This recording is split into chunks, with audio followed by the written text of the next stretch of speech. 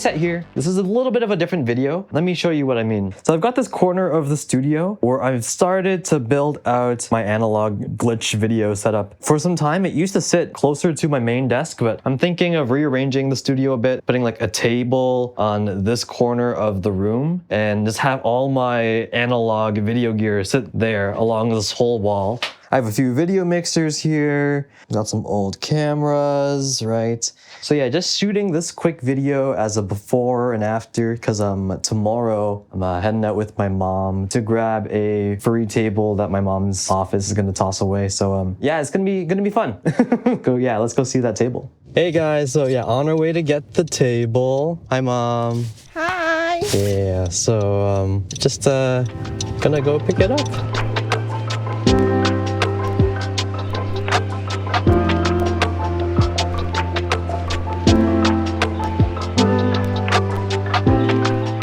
So Mom's office is being torn down. They're moving locations. Gonna try and grab some goods while we're here. Had some people help us out with the table, which was very nice of them. Table's loaded up. Got some help. Let's see what else is around. The rack that you want. Oh yeah, the rack. Yeah, this is a good rack size. I just don't need all of these ports. If we have a screwdriver, I can just like. Ask to borrow a screwdriver. Did they have a power drill? Yeah. Hey, nice. Told you power drill faster. So these you don't need, right? No, I just need the rack. The rack itself, yeah. We got the rack, it's all good. So yeah, we're driving back home now. The rack that you saw in the video isn't actually for the video setup, but an audio rack that I have set up on the other side of my studio for all of my synths. But yeah, just hauling in some free gear. All right. Okay, let's do this. Down. Out of the car. All right, here. Yep. Okay. It's doing good. We good? Doing good. Got the table. Got the rack. Made it back home. Let's bring it to the studio. Cool, so now I just gotta get the table here and it's gonna be as easy as... Cool, yeah, and we're back. So yeah, it's been a few days since I last shot. I've just been so busy setting everything up. But yeah, this is the video workstation. Finally got this all racked up and we got some video switchers going on. On the other side of the room, I have my TV set up and I have some full digital cameras on hand for recording and as a camera input. And then up top here, I've got my video switchers. I got my main video switcher, the WJ MX-30, and then another video switcher on top, which is the VPS 300 by 4A, and just another TV just right beside the mixer so I can monitor the video output. Yeah, so everything is in place. I just need to get it all hooked up. And here's my idea. With the Patchbay, this will allow me to make connections to all the video gear much easier. Instead of having to plug and unplug each device individually, I can just make the connections here right in the front. I could just use these RCA cables I've collected over the years, but they're a little long. And like here's an RCA cable. This cable is way too long for what I needed to do. So I'm just gonna make my own patch cables. So while making the cable themselves wasn't actually very hard, just very tedious to do. I have to solder the same connection over and over again, and even just putting on one connector head takes a bunch of time. Like first I divide a 3-strip RCA into 3 individual cables, measure it out, then I strip the cable and the inner shield so I can tin both wires and prep them for soldering. Now the connector was a bit big considering the size of the cable itself, so each of the cables also had to be wrapped with electrical tape to sort of smooth out the gap in the edge. Okay, yeah, it's it's been a minute. What time is it now? Let's see. 5:18, sheesh, oh my god. I've been at this for like 3-4 hours now, and like I've made this many cables. I think it's like 9 cables or so. Oh my god, I don't know what I was thinking. I still have this many connector heads to go. I might make the rest of the cables later at another date. Maybe it's not for this video, but we've still got 9 patch cables to play with. This is more than plenty to show you the video patch bay. Yeah, let's get patching. Ayo, Future Ryan here. I totally messed up the name of my main video mixer. Throughout the video, you're going to hear me call a video mixer the WJ MX-30. Totally not the case. The name of the mixer is the WJ MX-30. I'm mixing it up with another popular video mixer called the Panasonic WJ MX-30. I don't have that one. So if you hear me say the WJ MX-30, I actually mean the WJ MX-30. Totally different mixers. All right, back to the video. And it's all set up. So let me give you a tour of my very one-of-a-kind video Patchbay workstation. So all of my video devices are connected on the back of this Patchbay. So that includes the mixers up here, some video effect devices, and even to the output of my 3 TVs. Now, all of it is running into a splitter, which is sent out to all of the TVs at the same time. So yeah, let's do a quick patch on some examples that we could do. Some really cool things that we could try is just video feedback. So this is really simple. We're gonna take the output of my WJ MX-30 into input 1, and then we'll send a second output, output 2, into the splitter. And there you go. We can see it on the TVs there and the TVs over there. So this in its simplest form is like the quickest way we could get something really cool with the results. We could try another way where we feed in a camera input to the mixer. So let's try that. So this time, let's try feeding a camera into input 1 of the mixer. So yeah, now we can see this camera here is showing up what's on the TV over there. This brings us to this next really cool result. We can try some camera feedback. This is when you put a pointer camera directly in front of the TV. We can get some pretty cool results that way. Trippy. Another way we can play with the Patchbay as well too, we can combine our video signals now. I have a second camera over here. The output of this camera, I think a little bit broken, and so the video output on this looks really terrible, but I almost kind of like it in a good way. Let me show you what I mean. So if I take the output of the CyberShot into channel 2 on the mixer, I'll switch over to channel 2. Take a look at that. That's so weird. That's literally just this camera right over here. Yeah, I think the sensor's like completely busted, and so it gets this really weird, glitchy result. Let's try blending it in with the camera on channel 1 for that video feedback as well. So if I just, on my mixer here, blend it with this knob. Ooh, that's pretty cool. Zoom in, zoom out. And we've only just touched the surface. Let's say what happens if we introduce some video feedback as well, in addition to all this camera feedback as well. So maybe instead of that second camera, how about we send the output of the WJ into channel 2, and then we blend that with the camera feedback. Whoa, okay. So that's the video feedback we saw earlier. And let's try blending that in.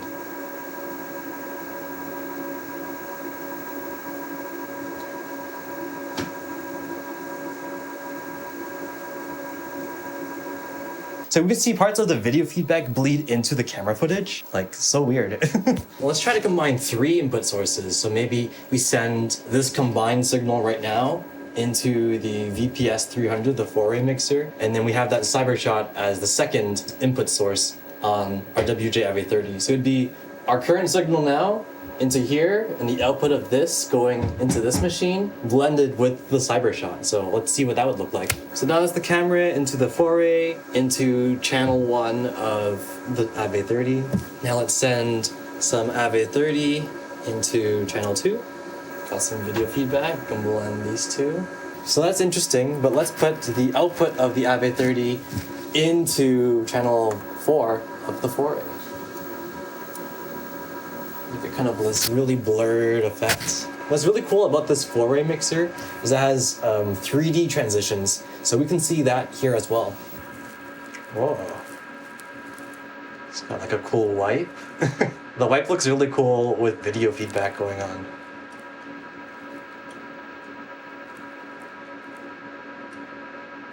So this is a Panasonic WJ MX-30. It also has some built-in onboard effects, so we can pixelate our input source. We can give it some hatched lines.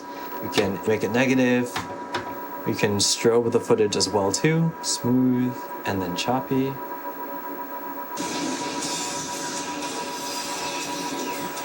We could paint the image if you want to like use less color tones in the image and just make it more blocky.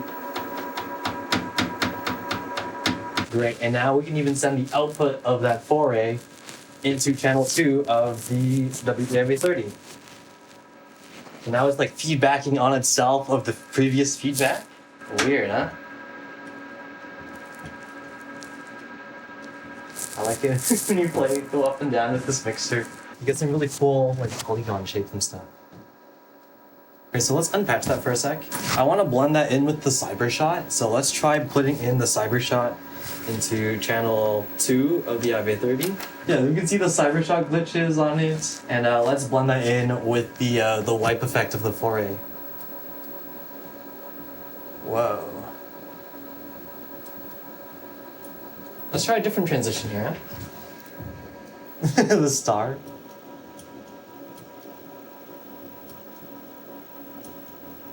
And the last thing I want to touch on is this is my dirty video mixer I got from Melted Electronics. This is a really cool piece of gear. You can send in up to 3 video inputs and an audio input as well. So we can get some weird blended crossover of the video signal. So we could try blending in the output of the foray, the output of the WJ30, and even maybe the cyber shot into this as well. So let's try that. Okay, so let's take the WJ MX-30 and then into the dirty video mixer. We can already see some visual noise on the machine.